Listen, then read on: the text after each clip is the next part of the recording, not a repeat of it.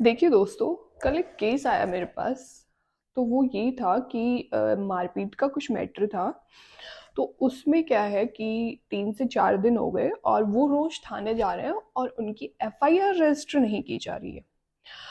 और जो सामने वाली पार्टी है, जिन्होंने क्राइम किया है, जिन्होंने जो एक्यूज्ड है, उनके साथ जिन्होंने मारपीट करी है, उन्हीं के खिलाफ उन्होंने केस दर्ज करवा दिया और उन्हीं को पुलिस वालों ने अंदर भी कर दिया। उसके बाद भी उनकी कोई सुनवाई नहीं करी गई है। तो देखिए, अगर ऐसी सिचुएशन आपके साथ होती है तो ऐसी सिचुएशन में आप क्या कर सकते हो।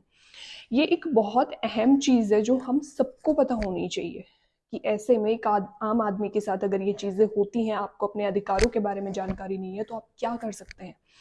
सबसे पहली चीज़ ये कि वहाँ पे जाने के बाद आप अपनी एफआईआर रजिस्टर करवाएं।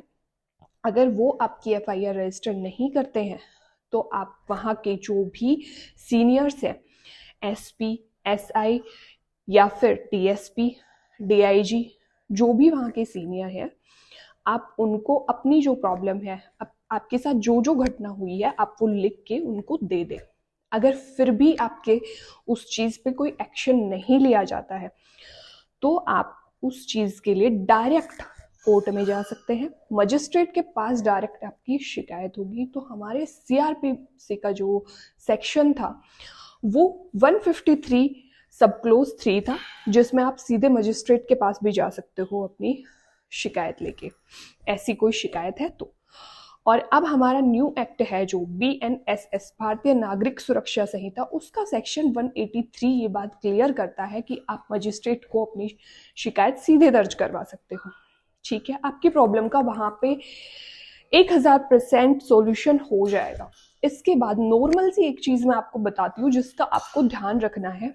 आपको ध्यान रखना है, आजकल स्मार्टफोन हर किसी के पास होता है, हर किसी को जानकारी होती है। तो देखिए, स्मार्टफोन सिर्फ गेम खेलने के लिए, रील्स देखने के लिए ही आप यूज मत करिए, कुछ जानकारियों के लिए भी यूज करिए।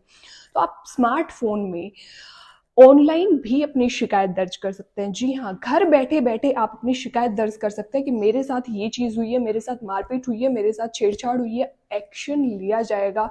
आप ऑनलाइन हेल्पलाइन पर जाकर अपनी शिकायत दर्ज करिए। उस वेबसाइट पे अपनी सारी प्रॉब्लम को आप मेंशन कर दीजिए, उसके बाद एक्शन लिया जाएगा।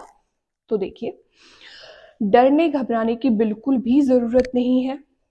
ये आपका अधिकार है और इसकी जानकारी आपको होना बहुत ज़रूरी है। इसके बाद भी अगर आपकी कोई सुनवाई नहीं होती है